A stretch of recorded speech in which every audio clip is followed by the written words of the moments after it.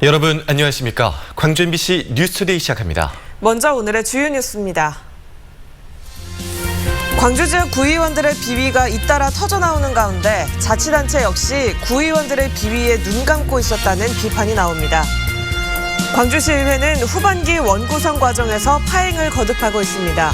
민주당 일색인 시의원들끼리 자리 다툼이 벌어지고 있습니다. 정종재 전 광주시 행정부시장이 불법으로 당원을 모집한 혐의로 불구속 기소됐습니다. 지역주택조합의 아파트 중복 분양 사기 사건과 관련해 업무 대행사 대표 등 2명이 구속됐습니다. 고소인들이 호소하는 사기 피해액은 70억 원이 넘습니다. 광주 북구의회 의원들의 각종 비위 행태가 잇따라 터져나오고 있습니다. 자신이나 배우자가 운영하는 업체 구청에 수의 계약을 몰아주거나 아는 업체랑 계약해달라고 알선까지 했습니다. 의원들의 비리가 이처럼 도를 넘는데도 의회는 제 식구 감싸는 데만 열중하고 있었습니다. 이다현 기자가 취재했습니다. 북구의회 논란의 시작은 백순선 의원. 배우자가 운영하는 디자인 업체에 6,700만 원어치의 수의 계약을 몰아줘 사익을 챙겼다는 의혹이 제기됐습니다. 이어 이현수 의원과 전미용 의원은 각각 배우자와 자신이 운영하는 꽃집을 통해 북구청과 23건의 계약을 체결했습니다. 구의원들이 마치 로비스트처럼 활동했다는 의혹도 제기됐습니다. 선승현 의원은 절친한 고향 선배 업체의 명함을 들고 다니며 구청의 전산장비 납품을 지원한 의혹이 일어 윤리위에 회부된 상태고, 기대서 의원은 집행부의 특정 업체를 추천해 2,400여만 원어치의 수의 계약이 이루어지는 데 영향을 미쳤다는 의혹을 받고 있습니다. 의혹이 제기된 의원들은 한결같이 억울하다는 입장입니다. 한 번 없이 한번 무작위로 한번 전화 한번 해보시죠. 실과에다가. 의원들의 자정 능력도 도마에 올랐습니다. 백순선 의원의 징계를 결정하기 위해 열린 윤리위원회에선 출석 정지 30일 처분을 내렸습니다.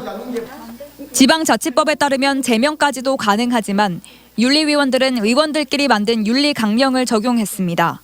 저희들이 20명의 의원들이 다 같이 만든 이 조례를 무시할 수가 없어서 저는 이렇게 했는데, 터져나오는 비리 의혹에다 제 식구 감싸기까지 시민들의 실망감은 커질 수밖에 없습니다. 그럼 우리 아이들은 이런 비리 저지른 사람들만 보고 커가는 우리 아이들은 그런 아이들의 책임을 누가 질 것인가. 지난해에는 허위 출장으로 물의를 일으켰던 북구의회. 이번에는 의원들의 비위 의혹이 잇따르면서 광주 북구의회는 비리 백화점이라는 오명까지 생겼습니다. MBC 뉴스 이다현입니다. 구의원들이 이렇게 비위를 저지르는 동안 구청은 뭘 하고 있었을까요? 의원들의 눈치를 보느라 비위를 알고도 모르는 척했고 알려고 하지도 않았습니다. 이어서 남궁욱 기자입니다. 지방자치단체를 당사자로 하는 계약에 관한 법률입니다. 지방의원 본인뿐 아니라 배우자와 직계 존비속, 배우자의 존비속까지 지방자치단체와 영리를 목적으로 하는 계약을 체결할 수 없도록 되어 있습니다. 하지만 현장에선 제대로 지켜지지 않았습니다. 북구청은 의원 가족들이 운영하는 사업체 명단을 제공받고도 계약을 진행했습니다. 심지어 의원 부인이 운영하는 걸 알면서도 북구청의 실과들이 서로 돌아가며 계약을 알선했다는 주장까지 나왔습니다.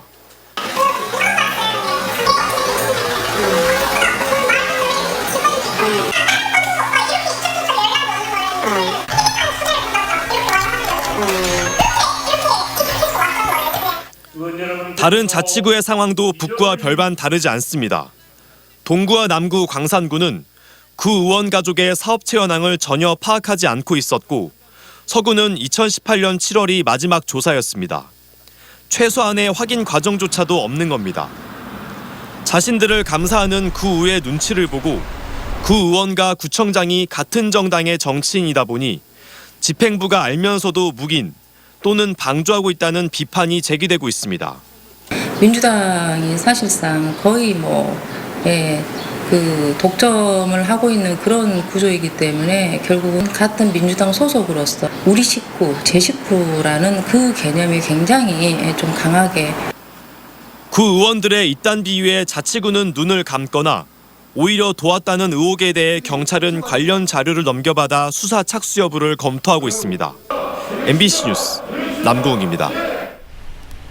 오늘은 종일 후텁지근한 하루가 되겠습니다. 현재 구름이 가득 끼어 있는 가운데 흐린 날씨를 보이고 있고요. 일부 지역에서는 이슬비도 내리고 있습니다. 오후 들어서는 지금보단 날이 맑아지긴 하겠습니다만 종일 가끔 구름 많은 날씨가 이어지겠습니다. 한편 비가 내리면서 주춤했던 더위가 오늘 다시 시작됩니다. 광주의 한낮 기온 29도 안팎까지 올라서 어제보다 5, 6도가량 높은 기온 보이겠고요. 습도가 높아서 체감 온도는 이보다도 더 높겠습니다. 오늘은 통풍이 잘 되는 시원한 옷차림 하시는 게 좋겠습니다. 한편 토요일인 내일은 대기 불안정으로 인한 비 소식이 들어 있습니다. 전남 남해안을 중심으로 5mm 안팎의 비가 지나겠고요. 일요일에는 구름만 많겠습니다. 날씨 정보였습니다. 광주시의회 후반기 원구성을 앞두고 연이어 파행이 거듭되고 잡음이 터져나오고 있습니다.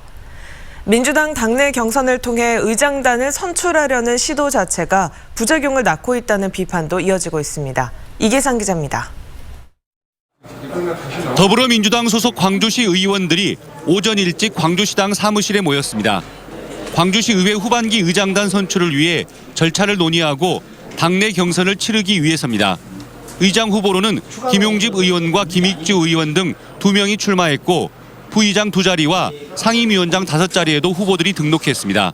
의원들은 상임위원장 5자리 배분을 놓고 3시간 가까이 경론을 벌인 끝에 결론을 내리지 못하고 다음 주 30일로 경선 일정을 연기했습니다. 날짜를 새로 잡고 그때는 바로 의장, 부의장, 상임위원장까지 일괄 투표를 하는 것으로 하겠습니다. 예, 동의하시죠? 네.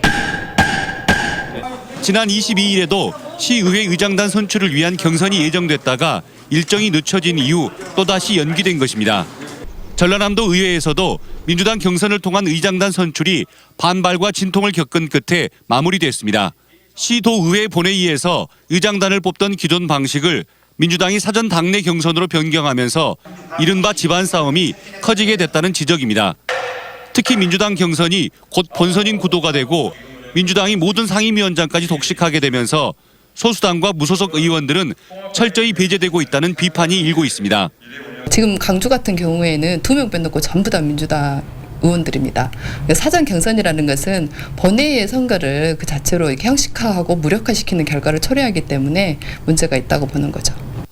이미 그들만의 리그가 돼버린 민주당의 의장단 경선 방식이 지방의회의 견제 기능을 더 약화시킬 거라는 우려도 커지고 있습니다. MBC 뉴스 이계상입니다. 광주지검은 불법으로 권리당원을 모집한 혐의로 정종재 전 광주시 행정부시장 등 6명을 불구속 기소했습니다. 정 전 부시장은 광주 동남갑 선거구의 민주당 경선에 대비해 지난해 5월부터 2달 동안 다른 피고인들과 함께 권리당원 5,100여 명을 불법 모집한 혐의를 받고 있습니다. 이번에 기소된 피고들 가운데 정 전 부시장의 부탁을 받고 권리당원을 모집한 광주시 소속 공무원과 시 산하 공기업 임원도 포함되어 있습니다. 중복 분양 사기 혐의를 받고 있는 지산동 지역주택조합 업무대행사 관계자 2명이 구속됐습니다. 광주지방법원 김태호 영장 전담판사는 증거인멸 우려와 도망갈 염려가 있다는 이유로 업무대행사 대표 A씨 등 2명에 대한 구속영장을 발부했습니다. A씨 등은 조합 분담금 명목으로 비조합원과 일부 조합원에게 최대 8천만 원가량의 돈을 개인 계좌나 조합 추진위 계좌로 입금하도록 유도한 뒤 돈을 가로챈 혐의를 받고 있습니다.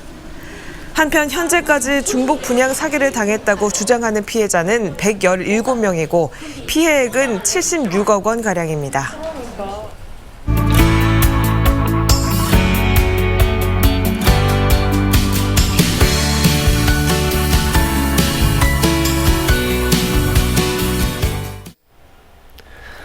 지난주 광주 국제양궁장에서 양궁 국가대표 3차 선발전이 있었습니다.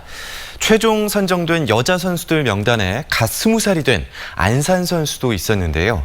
고등학생 시절부터 태극마크를 달았던 한국 양궁에 기대줍니다. 안 선수의 이야기 직접 들어봤습니다. 광주여대 양궁장에서 양궁 국가대표 안산 선수 만나보겠습니다. 안녕하세요.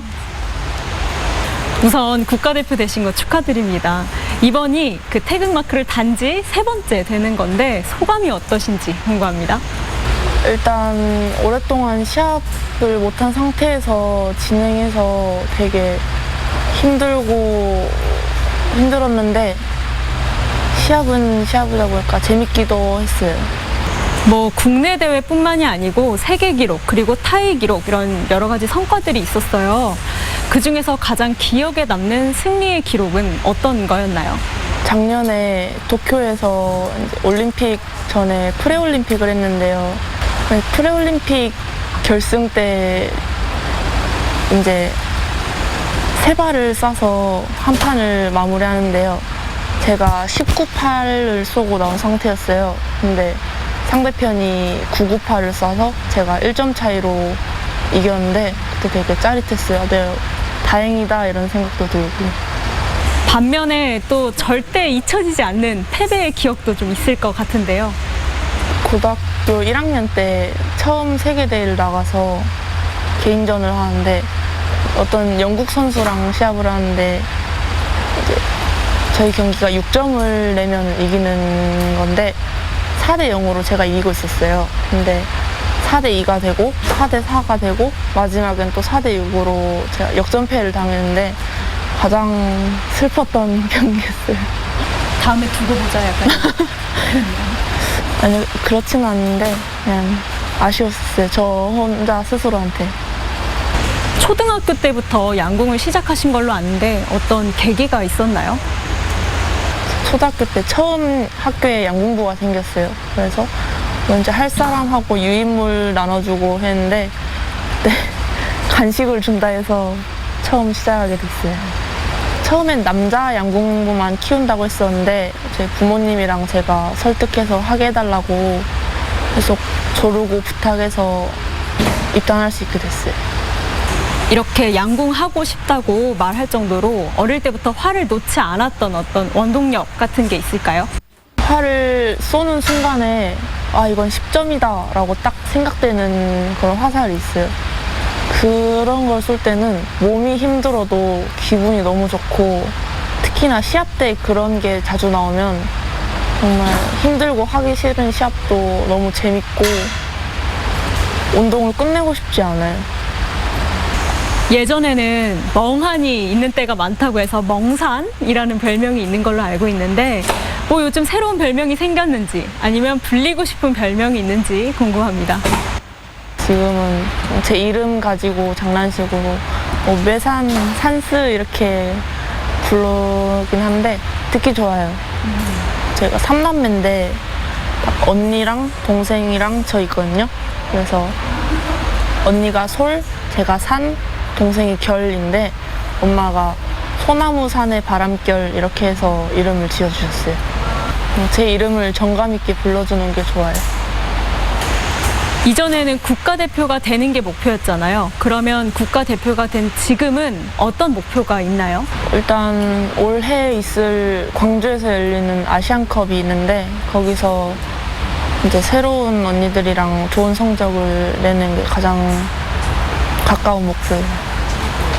좋은 성적도 많이 내고 잘 쏘는 선수가 되고 싶고 사람으로서 이제 후배들한테는 좋은 선배가 되고 싶고 선배들한테는 괜찮은 후배가 되고 싶어요. 알겠습니다. 산처럼 흔들림 없는 금빛 행보 이어가시길 바랍니다. 오늘 말씀 고맙습니다. 고흥 녹동 전통시장 안에 청년몰이 조성돼 본격 운영에 들어가 있습니다. 전통시장 활성화와 청년 창업의 인큐베이팅 역할 등 긍정적 효과가 클 것으로 보고 있지만 앞으로 해결해야 할 과제도 적지 않습니다. 김주희 기자가 보도합니다. 고흥군 도양읍 녹동 전통시장. 이곳 시장 내 260여 제곱미터 면적의 청년 창업몰 녹동 청년마루가 조성돼 본격 운영에 들어갔습니다. 청년몰에는 공방과 카페, 식당 등 청년 점포 7개소와 공동 육아 나눔 공간 등이 마련됐습니다. 청년 입점 업주들은 이제 이곳에서 미래를 향한 꿈을 키워나갈 수 있게 됐습니다. 항상 항상 저도 꿈이 장사였기 때문에 어머니랑 여기서 같이 함께 사업하는 게 꿈이에요. 시장 상인들 역시 청년몰에 대한 기대감을 내비치고 있습니다. 방문해서 많이 먹고 또 홍보해주고 그로 인해서 전통시장까지 그 영향이 미칠 거라고 많이들 생각하고 그런 쪽으로 또 진행이 돼야지 옳다고 생각하기 때문에. 구는 이번에 조성된 청년몰이 청년 창업 지원을 통한 일자리 창출과 전통시장의 활성화, 청년들의 문화 교류, 소통의 공간으로 자리매김할 수 있을 것으로 기대하고 있습니다. 지역 청년들이 창업했다 보니까 청년들 간에 여기서 모임 장소도 되고 또 자기들의 의견을 이렇게 나눠서 저희들한테 전달해주면 저희들이 그 의견을 받아서 고흥의 청년들에 대한 정책으로 저희들이 반영하는 그런 계획입니다. 하지만 앞으로 과제도 적지 않습니다. 녹동 전통시장을 찾는 관광객들이 늘고 있다지만 여전히 한정된 소비자를 극복해야 합니다. 또 다른 지역 청년몰의 실패 사례에서도 찾아볼 수 있듯 적절한 사후 관리와 자생력을 키워가는 과정도 앞으로 풀어가야 할 과제입니다. 산적한 과제를 극복하고 고흥군의 청년 창업 지원 사업이 성공적으로 연착륙할 수 있을지 주목됩니다. MBC 뉴스 김주입니다.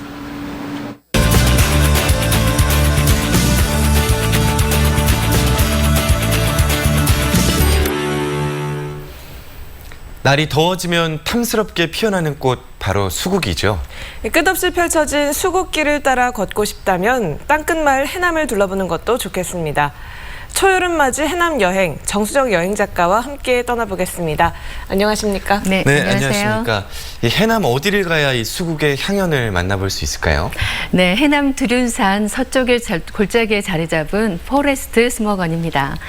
식물학을 전공한 김건혁 씨 부부가 오랫동안 조성한 곳으로 6만여 평의 숲을 따라 1,400여 종의 다양한 식물을 식재되어 있습니다.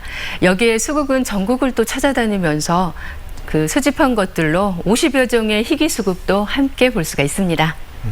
수목원에 찾아갔을 때 수국이 얼마나 피어 있는가도 굉장히 중요할 텐데요. 네. 현재 개화 상태 어떤가요? 네, 초여름과 가장 어울리는 꽃 여기 수국인데요. 지금 막 탐스럽게 피어나 수목원을 알록달록 물들이고 있습니다. 6월 중순경부터 만개하기 시작해 그 아름다운 자태를 뽐내고 있는데요. 특히 5천여 평에 자리한 4천여 그루의 활짝 핀 수국은 국내 최대 규모를 자랑하고 있습니다. 주말을 이용해서 수목원 곳곳에서 예쁜 또 포토존과 그리고 또 버스킹이 또 펼쳐진다고 하니까요.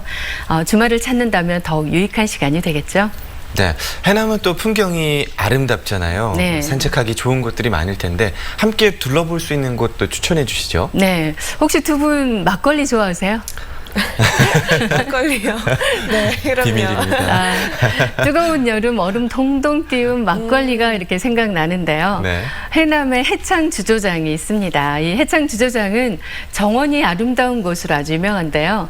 이곳에 정원과 살림집이 조성된 것은 일제강점기였던 1927년이었다고 합니다.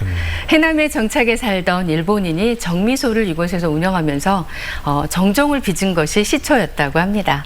정원 곳곳에는 또 역사적인 또 흔적이 남아 있는데요. 네. 정원 한 구석 나무 아래 놓인 비석이 있는데요. 이 비석은 제물포 조약 당시 조선 대표였던 백파 신원구 선생이 이곳에 살던 집터였다고 합니다. 또 일본으로 또 운반하기 위해서 쌀을 보관했던 녹슨 창고도 그대로 남아 있습니다. 여기 해창 막걸리 이야기를 해야 될 것 같은데요. 네. 해창 막걸리는 맵쌀 20% 그리고 또 찹쌀 80%로 해서 밥을 지어서 술을 빚는데요.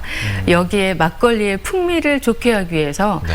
보통 감미료를 풍미를 좋게 하기 위해서 많이 넣잖아요. 근데 여기는 전혀 넣지 않았다고 합니다. 여기는 애주가뿐 아니라 요즘은 일반 관광객들이 또 많이 찾고 있다고 하니까요. 이것도 함께 다녀보면 좋겠죠. 네, 해남 여행 계획하다 보면요, 아름다운 땅끝 사찰, 미왕사에서 여행을 마무리 짓거나 또 일정에 꼭 넣는 분들이 계신데요. 네. 지금 가면 체험거리나 볼거리들 어떤 게 있을까요? 네, 싱그러움과 생동감 가득한 미왕사 달마고도길인데요. 이 달마고도길은 빼어난 산세와 그리고 또 다도의 절경이 어우러져서 해남 달마산의 둘레길로 아주 멋진데요. 이번 주말인 6월 27일까지 워킹데이 프로그램이 진행이 됩니다. 트레킹 가이드가 동행하면서 안전한 거리 확보 그리고 또 마스크 착용 등 즐겁게 걸을 수 있도록 또 돕고 있다고 하니까요. 해남의 싱그러운 초여름의 멋에 흠뻑 빠져오는 주말 되시기 바랍니다. 네, 오늘은 정수정 여행 작가였습니다. 고맙습니다. 네, 고맙습니다.